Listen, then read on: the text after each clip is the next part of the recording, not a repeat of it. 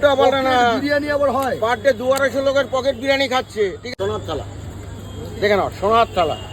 ঠিক আছে, 20 টাকায় তুমি সোনার থালায় খেতে পারছো। দেখো, এটা হলো পকেট বিরিয়ানি।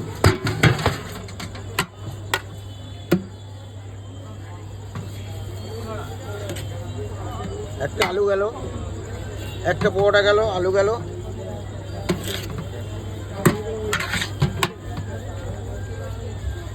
পরিমাণ মতো রাইস গেল।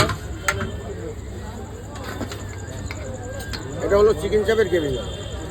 ঠিক আছে, তুমি যদি এখানে খাও ভালো কথা, না খেলে তোমার আমি পকেট বিরিয়ানি বানিয়ে দিয়ে দেবো, তুমি এটা নিয়ে চলে যাবে পকেটে করে।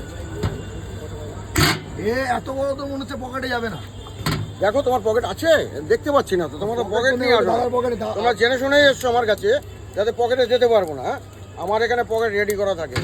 দেখি, তুমি জানো না আমি পকেট রেডি করে রাখি। কি বলছো গো, এত বড় জিনিসটা আসবে পকেটে? তাহলে দেখা যাক কিরকম পকেট। এখন তো সবাই বলছে উল্টো পাল্টা। উল্টা পাল্টা না, বিরিয়ানি আবার হয়। পার ডে 200-250 লোকের পকেট বিরিয়ানি খাচ্ছে। ঠিক আছে, নিখিলদার পকেট বিরিয়ানি। ঠিক আছে, দেখি কার পকেট আছে। এই দেখো, চলে গেল। আরে সাবাস, কি দেখা যাবে? পকেট দিয়ে বার করতে দেখা।